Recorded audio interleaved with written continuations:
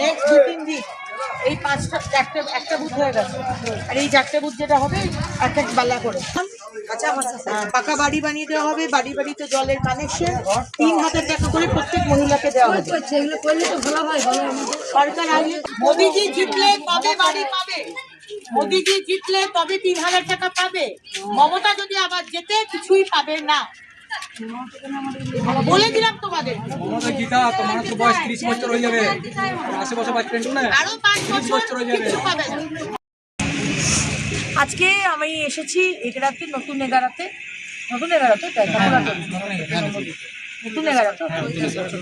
আজকে আমি এসেছি আমার আসানসোল দক্ষিণ বিধানসভায় নতুন এগারাতে।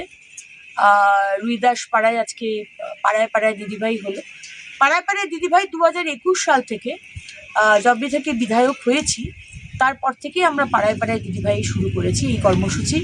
এবং তখন আমরা কি করতাম, আমরা এক একটা বুথে যেতাম, এক একটা বুথে হয়তো 3টে পাড়া 4টে পাড়া, সেই পাড়াতে গিয়ে কোনো একটা সেন্ট্রাল জায়গাতে আমরা বসতাম টেবিল চেয়ার নিয়ে, এবং মানুষের যে অসুবিধে, মানুষের যে সমস্যা, সেগুলোর আমরা সমাধান করার চেষ্টা করতাম বিরোধী হয়ে।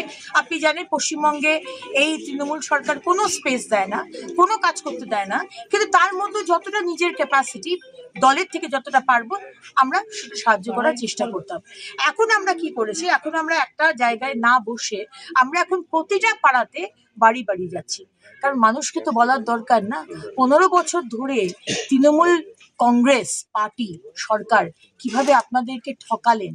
এই যে ডবল চাকরির কথা মুখ্যমন্ত্রী বলেছিলেন, একটাও চাকরি হয়নি, সিঙ্গেল চাকরি হয়নি, ডবল চাকরি তো দূরের কথা।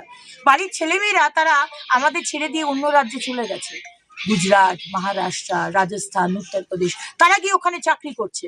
মমতা ব্যানার্জি আপনি মহিলাদের 1200 টাকা 1500 টাকা দিয়ে দেবেন লক্ষ্মীর ভান্ডার, আর বাড়ির ছেলেরা চলে যাবে অন্য রাজ্যে কাজ করতে পরিযায়ী শ্রমিক হয়ে, আর আমাদের ভিটে মাটি জবরদখল করে নেবে আপনার জিহাদিরা। এটা তো চলতে পারে না। তাই আপনি এই 15 বছর আপনার যে অপশাসন, আপনার যে প্রতিশ্রুতি রেখে প্রতিশ্রুতি দিয়ে প্রতিশ্রুতি না রাখা, এগুলো তো বাড়ি বাড়িতে মানুষকে বলতে হবে। এবং আমরা এই আগামী দিন মে মাসে যে সরকার বানাবো, বিজেপি সরকার, মোদিজির সরকার, আমরা কি করব সেই কথাগুলো তো মানুষকে বলা দরকার। সেই জন্য আমরা বাড়ি বাড়ি যাচ্ছি, আর এতেই বিরাট সমস্যা দাঁড়িয়েছে তৃণমূলের।